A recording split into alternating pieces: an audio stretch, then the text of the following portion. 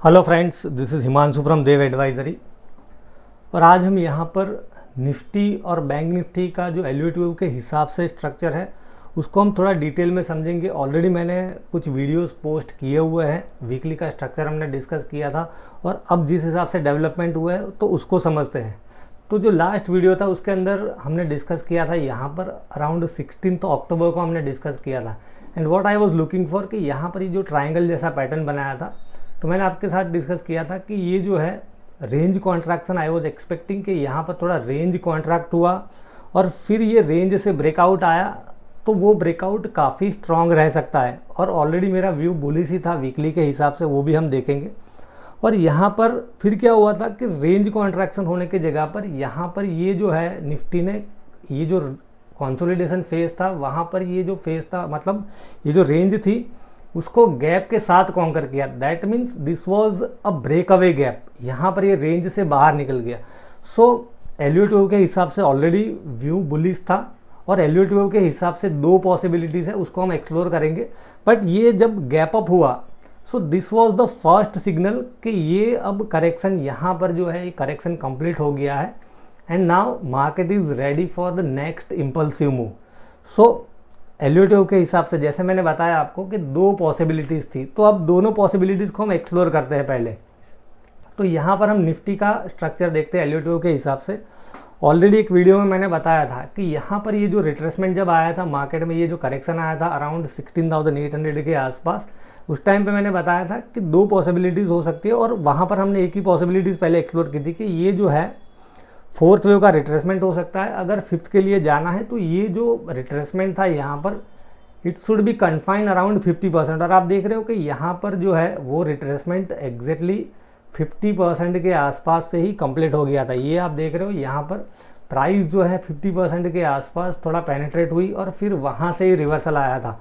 तो दो पॉसिबिलिटीज़ थी। तो पहली पॉसिबिलिटीज़ क्या थी कि ये 1 2 3 ये फोर्थ वेव का रिट्रेसमेंट है और अब फिफ्थ के लिए जा रहा है।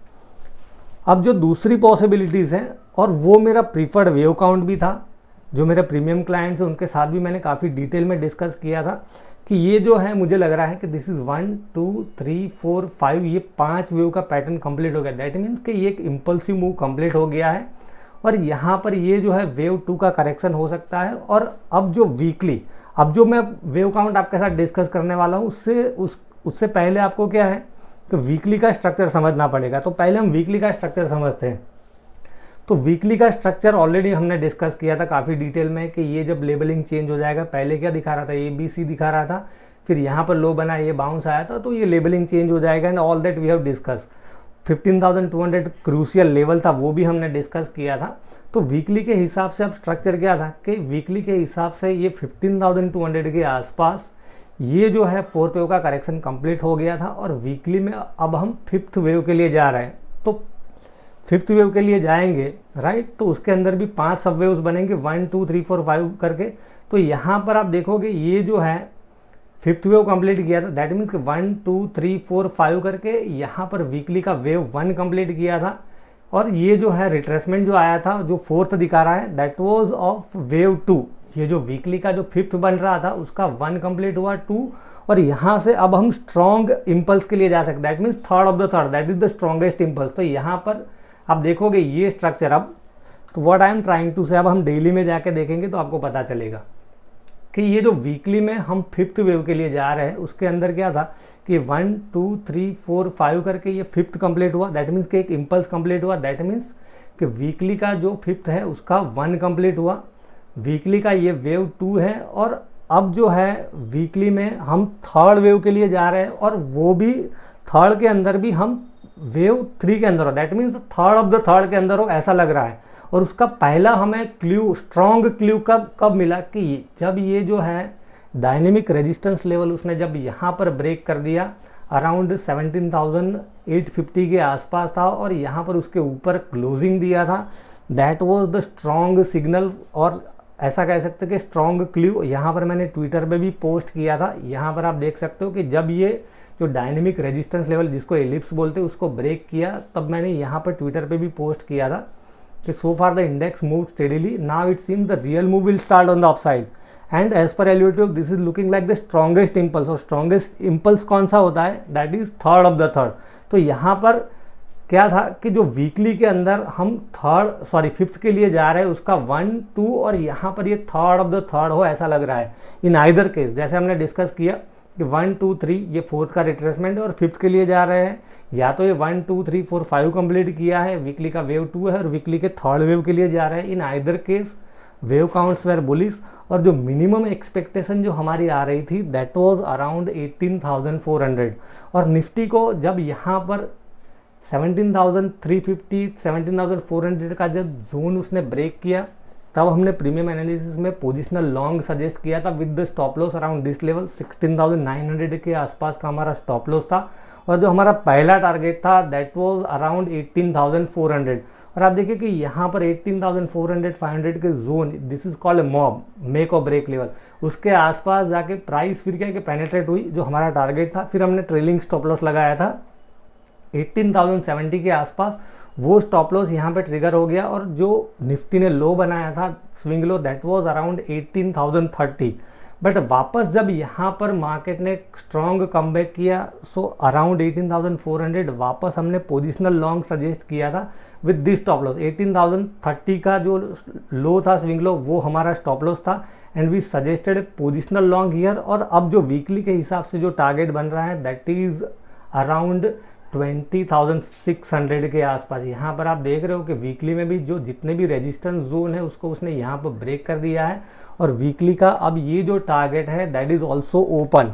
यहाँ पर ये जो मॉब है वो ओपन है, दैट मीन्स कि ये जो टारगेट है 20,400 500 के आसपास ये हिट होने की प्रोबेबिलिटी बहुत ही ज़्यादा है। सो मार्केट के अंदर अभी कोई मटेरियल वीकनेस नहीं लग रही है। इनफैक्ट निफ्टी का जो स्ट्रक्चर था ट्रेडिशनल टेक्निकल एनालिसिस के हिसाब से वो भी मैंने अभी रिसेंटली पोस्ट किया था अराउंड 18 नवंबर। आप देख रहे हो कि यहाँ पर आप देखोगे डेली वीकली मंथली आरएसआई जो है वो 60 के ऊपर है, डेली एडीएक्स 25 प्लस है, दैट मीन्स बहुत ही स्ट्रॉन्ग ट्रेंड है। ईएमए वाइज भी आप देखोगे all the EMAs are positively align. तो मार्केट के अंदर अभी भी कोई मटेरियल वीकनेस नहीं लग रही है। इनफैक्ट आप देखोगे कि यहाँ पर अब जो है आरडीएक्स सेटअप है, दैट मीन्स आरएसआई आप देखोगे 70 प्लस है और EDX का लेवल है 25 प्लस है, that means this is a very strong trend जो है वो एक एस्टाब्लिश हो चुका है। और अब हमें शॉर्टिंग की अपॉर्चुनिटी नहीं ढूंढनी चाहिए और मार्केट के अंदर जितने भी पुल बैक आते हैं उसके अंदर हमें बाइंग की अपॉर्चुनिटी ही ढूंढनी चाहिए। और मैंने जैसे बताया कि यहाँ पर डेली के हिसाब से आप देखोगे जो रिसेंट स्विंग लो बनाया था 18,030 के ऊपर जाने के बाद यहाँ पर 18,030 का जो स्विंग लो बनाया, फिर यहाँ पर 18,500 के आसपास गए और ये रिसेंट स्विंग लो है दैट इज़ अराउंड 18,250 या 150 के आसपास है। तो जब तक यहाँ पर निफ्टी 18,030 से लेके 18,150 ये जो जोन है उसको कन्विंसिंगली ब्रेक नहीं करता है, तब तक मुझे नहीं लग रहा है कि मार्केट के अंदर कोई बड़ा करेक्शन हम एक्सपेक्ट कर सकते हैं। और वीकली के हिसाब से जैसे मैंने बताया यहाँ पर ये जो टारगेट है वो हिट होने की प्रोबेबिलिटी बहुत ही ज़्यादा लग रही है अराउंड 20,400 20,500 और कुछ एक्सटेंशन आया तो वी डोंट नो यहाँ पर 21,000 के आसपास भी जा सकते हैं। सो मार्केट के अंदर टेक्निकली कोई भी मटेरियल वीकनेस नहीं है। मार्केट और कितना ऊपर जाएगा, बहुत बढ़ गया है, अब तो नीचे आना चाहिए, ये सोच के हमें यहाँ पर शॉर्ट नहीं करना चाहिए। अब हम बैंक निफ्टी का जो स्ट्रक्चर है उसको डिस्कस करते हैं। सिमिलर स्ट्रक्चर ही था बैंक निफ्टी का भी, हम ज़्यादा डिटेल में नहीं जाएंगे। बट बैंक निफ्टी भी आप देखिए कि ट्रेडिशनल टेक्निकल एनालिसिस के हिसाब से आप देखोगे यहाँ पर बहुत ही स्ट्रॉन्ग स्ट्रक्चर है। आरएसआई आप देखोगे यहाँ पर कंटिन्यूसली 60 के आसपास ही सपोर्ट ले रही थी, this was a very strong signal. और यहाँ पर आप देखोगे ये एक रेजिस्टेंस जोन था जो हमने प्रीमियम एनालिसिस में बैंक निफ्टी भी कवर किया था और उसमें भी मैंने यही डिस्कस किया था 41,800 42,000 ये कुछ रेजिस्टेंस जोन था। अगर उसको कॉन्कर किया तो फिर क्या है कि मार्केट के अंदर मोमेंटम जो है वो एक्सेलरेट हो सकता है। और दूसरी पॉसिबिलिटीज़ भी यहाँ पर आप देखोगे पैटर्न जो बन रहा था दैट वाज वेरी स्ट्रॉन्ग। ये मैंने टेलीग्राम पर वीडियो भी पोस्ट किया है कि बैंक निफ्टी को हमने किस तरह से एनालाइज किया था डिटेल में, वो वीडियो भी मैंने टेलीग्राम पे पोस्ट किया है। तो आप देखिए कि यहाँ पर ये जो पैटर्न बन रही थी that was looking very strong. और बैंक निफ्टी में ये जो पैटर्न है कप एंड हैंडल वो बहुत ही एक्यूरेसी से काम करती है। और यहाँ पर ये जो है मैंने उस वीडियो में भी बताया था कि मार्केट यहाँ पर क्या है कि जो रियल मूव है या तो यहाँ पर एक बिग मूव है उसकी प्रिपरेशन कर रहा है। हमने स्विंग ट्रेड भी लिया था अराउंड 40,800, जो हमारा टारगेट था 42,200 के आसपास, वो दोनों टारगेट अचीव हो गए थे। अभी भी जो LUTO के हिसाब से वो स्ट्रक्चर काफ़ी स्ट्रांग लग रहा है। तो पहला जो ट्रेडिशनल टेक्निकल एनालिसिस के हिसाब से आप देखोगे तो पैटर्न वाइज बहुत ही स्ट्रांग था, कप एंड हैंडल पैटर्न था वीकली के अंदर। RSI आप देखोगे monthly, weekly and daily RSI 60 के ऊपर थी, that was very strongly. EMA wise भी आप देखोगे बैंक निफ्टी का स्ट्रक्चर ट्रेडिशनल टेक्निकल एनालिसिस के हिसाब से बहुत ही स्ट्रांग था, और LUTO के हिसाब से एज आई सेड कि बहुत ही स्ट्रांग स्ट्रक्चर था। वीकली में आप देखोगे यहाँ पर बैंक निफ्टी को, तो वीकली में भी सेम स्ट्रक्चर जैसे निफ्टी में था कि यहाँ पर 4th वेव का करेक्शन कंप्लीट किया है और ये अब जो है 5th वेव के लिए जा रहा है। तो डेली के हिसाब से जो हमारा मिनिमम टारगेट बन रहा था, यहाँ पर आप देख रहे हो ये एक इंपॉर्टेंट पिवोट था, दैट वाज अराउंड 41,855 के आसपास। जैसे ये पिवोट को ब्रेक किया तो यहाँ पर एक टारगेट ओपन हो गया था अराउंड 44,000 के आसपास, 44,200 के आसपास का टारगेट है, और ऑलमोस्ट वो टारगेट के आसपास आ गया है। और अभी भी कोई वीकनेस बैंक निफ्टी के अंदर नहीं लग रही है। वीकली का स्ट्रक्चर भी हम देखें तो ऐसा ही स्ट्रक्चर है कि 4th का करेक्शन है और फिर 5th के लिए जा रहा है। तो यहाँ पर वीकली के हिसाब से भी जो टारगेट आ रहा है यहाँ पर, that is around 47,000 I think. यहाँ पर आप देख रहे हो कि 47,000 के आसपास इसका टारगेट आ रहा है वीकली के हिसाब से। डेली के हिसाब से जो मिनिमम एक्सपेक्टेशन जो बन रही है अराउंड 44,000, ऑलमोस्ट वो लेवल के आसपास आ गया है और अभी भी कोई वीकनेस नहीं लग रही है। और बैंक निफ्टी में भी यहाँ पर ये जो प्रीवियस रेजिस्टेंस जोन था दैट वाज अराउंड 41,800, 42,000 के आसपास। जब तक यहाँ पर ये रेजिस्टेंस, मतलब जो प्रीवियस रेजिस्टेंस जोन था उसके नीचे ट्रेड नहीं करता है, दैट मीन्स 42,000 से लेके 41,800 के नीचे ट्रेड नहीं करता है, तब तक बैंक निफ्टी में भी कोई मटेरियल वीकनेस बनेगी या कोई बड़ा करेक्शन आ जाएगा, ऐसी कोई पॉसिबिलिटीज़ नहीं लग रही है। यहाँ पर जो इमीडिएट टारगेट बन रहा है डेली के हिसाब say that is around 44,000, almost आप कहोगे वो हिट हो गया है। बट वीकली के हिसाब से अभी भी ये स्ट्रक्चर स्ट्रांग है और वीकली के हिसाब से भी ये जो 47,000 का जो टारगेट है that is also open. So bank Nifty का भी स्ट्रक्चर जो है LUTO के हिसाब से, क्लासिकल टेक्निकल एनालिसिस के हिसाब से बहुत ही स्ट्रांग है। तो बैंक निफ्टी में भी जैसे मैंने बताया कि बहुत बढ़ गया है और कितना ऊपर जाएगा ये सोच के शॉर्ट मत करना, अभी भी कोई मटेरियल वीकनेस नहीं लग रही है। सो आई होप फ्रेंड्स कि ये जो चीज़ें मैंने आपके साथ डिस्कस की है it will definitely guide you in your trading. Thank you.